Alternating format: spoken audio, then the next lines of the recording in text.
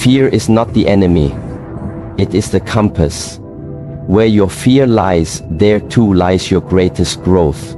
But to become fearless, that is not about removing fear. It is about knowing how to walk with it. Ladies and gentlemen, fear is one of the oldest companions of the human experience. From the moment we are born into this world, our nervous system learns quickly how to react to what is unknown, what is unfamiliar, what feels threatening. But what most people never understand is that fear itself is not your enemy. The idea that fear must be conquered or removed is not only misleading but dangerous. It creates resistance, and resistance feeds the fear even more. In the Shaolin path, we do not try to escape fear. We turn toward it. We study it. We understand it, and through that understanding, we gain mastery over it. When fear arises, it is easy to get caught in the surface level reaction. The racing heart, the tight chest, the dry throat. But if you stop and observe it, not as a threat, but as a sensation, you begin to unlock the truth. Fear is energy. It is a surge of life force. It is the same energy that sharpens your focus when you stand at the edge of a cliff, or when you speak in front of a crowd, or when you enter into any space where you are exposed. That sensation that people call fear is just unshaped power. It is not against you, it is for you, but only if you know how to receive it. Most people try to suppress their fear. They distract themselves. They avoid anything that brings discomfort. But this is the same as having a powerful river flowing toward you and trying to stop it with your hands. The force will crush you. Instead, the way is to step back, observe the river, and understand its movement. Then build a channel. Let it flow. Let it serve your movement instead of blocking it. At the Shaolin Temple, we do not teach the students to run from fear. We place them into it. We expose them to the edge of their limits, not to break them, but to reveal to them the truth. That fear is nothing but a message. And the message is simple. You are about to grow. But the ego resists this.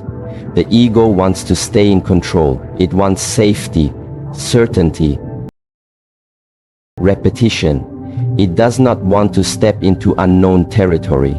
That is why most people live with constant anxiety, not because the world is dangerous, but because they are trying to protect a version of themselves that is too fragile to evolve. True fearlessness comes not from eliminating fear, but from letting go of this fragile self. When you feel fear, do not label it. Do not say, this is bad, this is wrong, this should not be happening. These judgments only increase the suffering. Instead, breathe into it. Feel the space behind the sensation. Watch it move through your body. Do not resist. Allow. What you allow loses control over you. What you resist persists. In one of the ancient teachings, it is said that the warrior walks into the battlefield not because he is without fear, but because he has learned to carry it as a companion. The fear sharpens his senses, makes him present, brings him fully into the now. But it does not control his hand, it does not cloud his mind. Why? Because he has trained not to react, but to respond, not to panic, but to remain centered in movement. This is the core. You must train yourself to feel fear without becoming it, to see the storm without being swept away, to hear the noise but remain in silence within. The only way to do this is by creating space between the trigger and your reaction, and that space is created through awareness.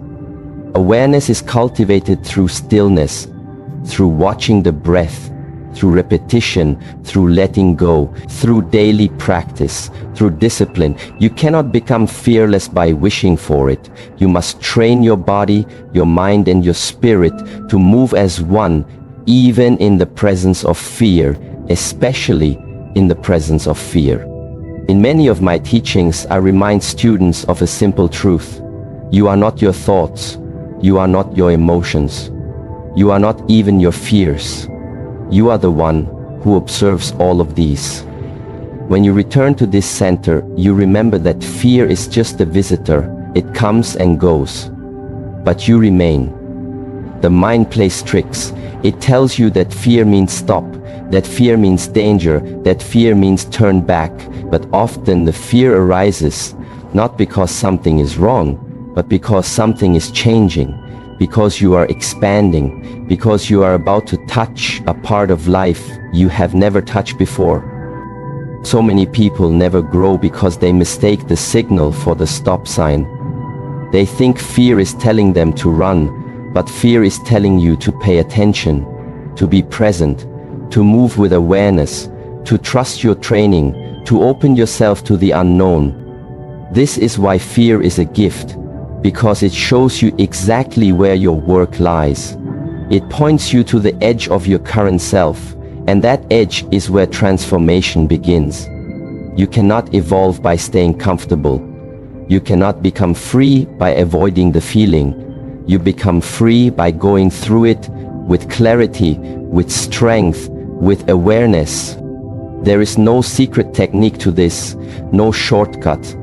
Only practice, only repetition, only returning again and again to the place where your fear arises, and standing firm in presence, not to fight it, not to remove it, but to witness it fully, until you understand it so deeply that it no longer holds power over you.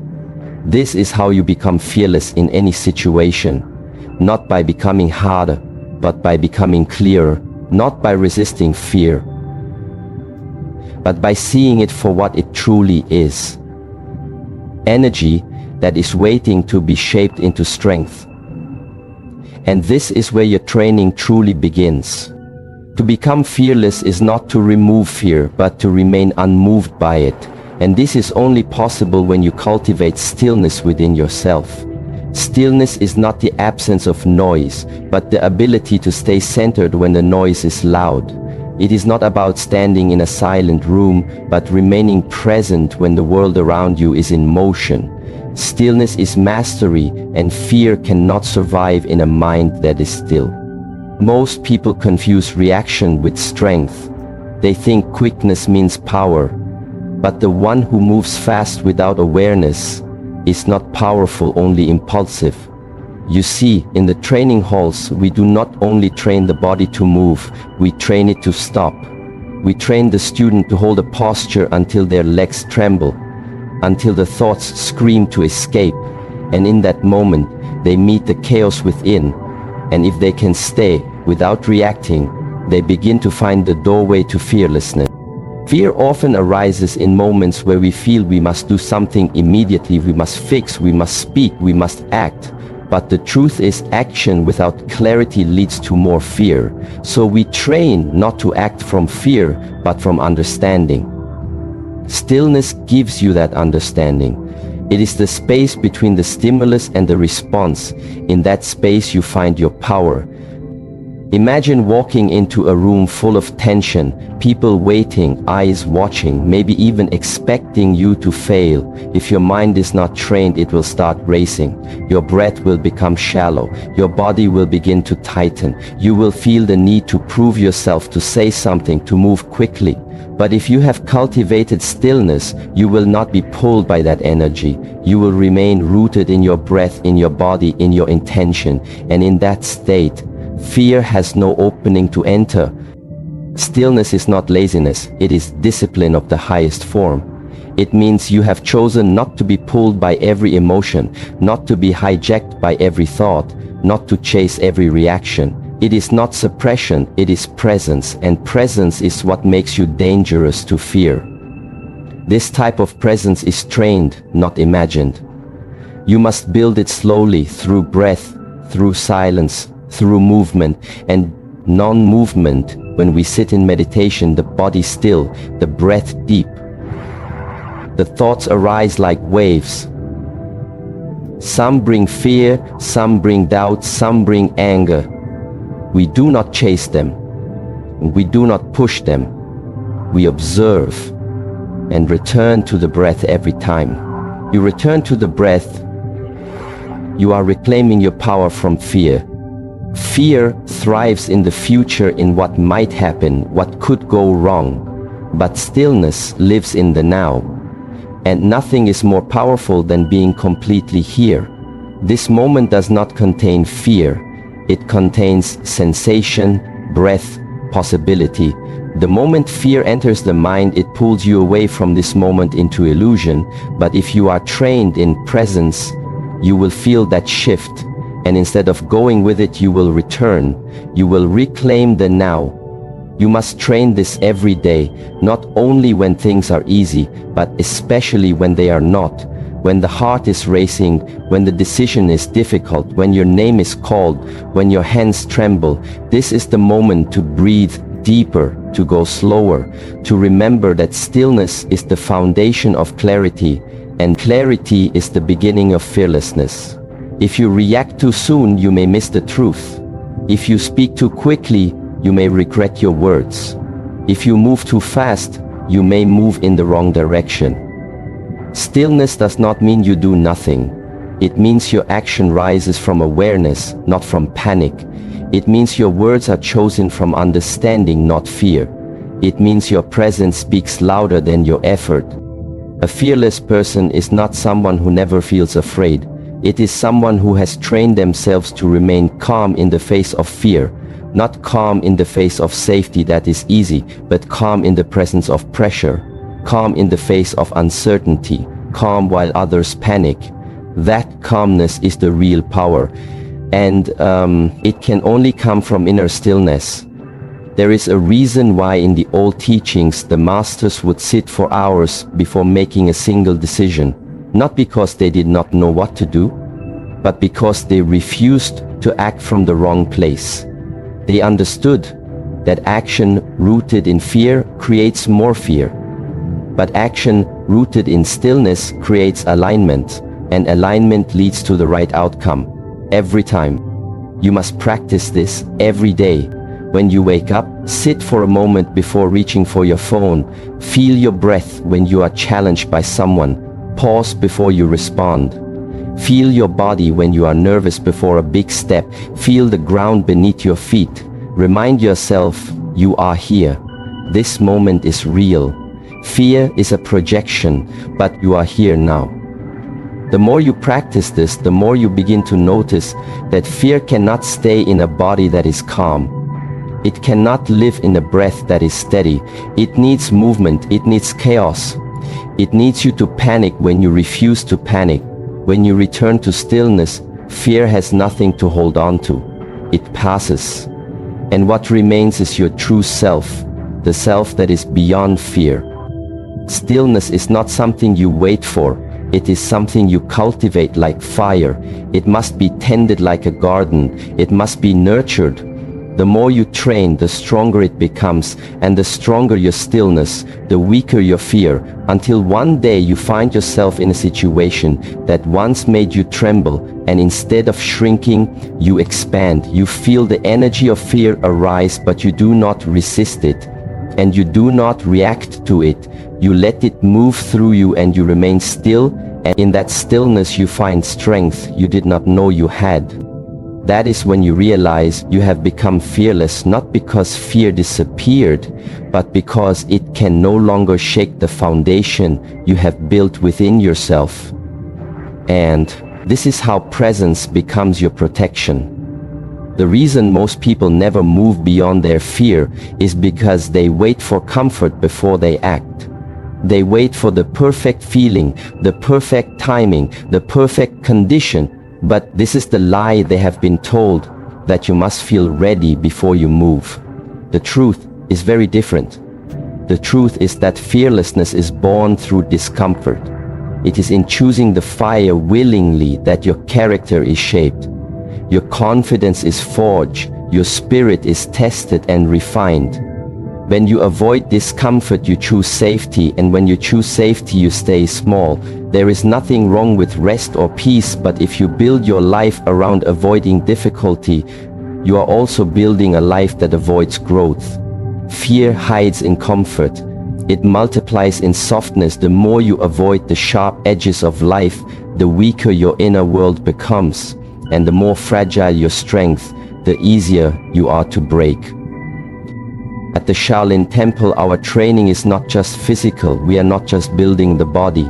We are confronting the spirit. Every repetition, every painful stretch, every cold morning, every early rise is not to punish the student, but to show them what they are capable of.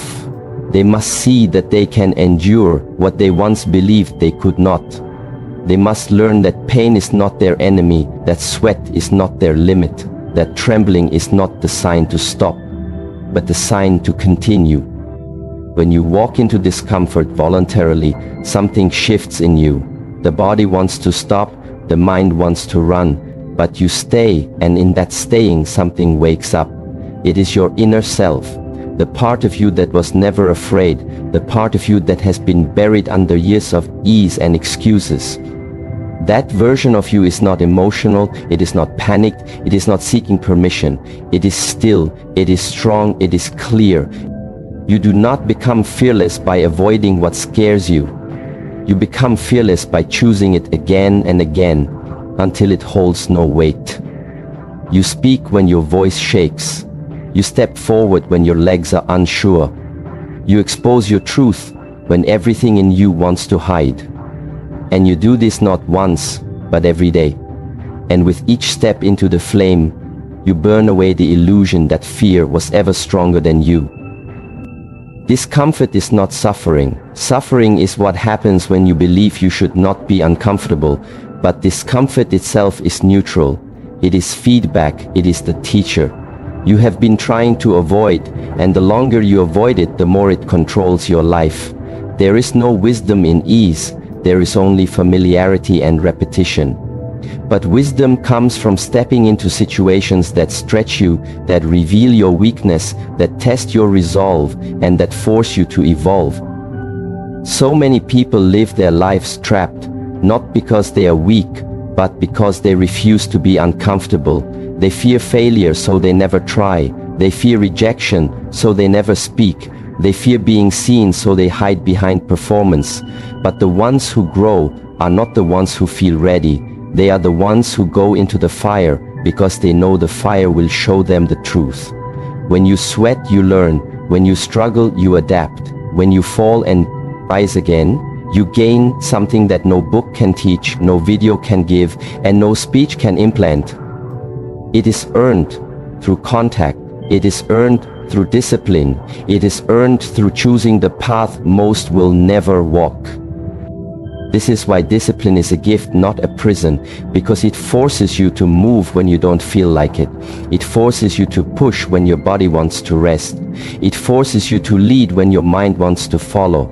And in doing so, you begin to see that you are not your feelings, you are not your doubt, you are not your fear. You are the one who chooses what to do with them.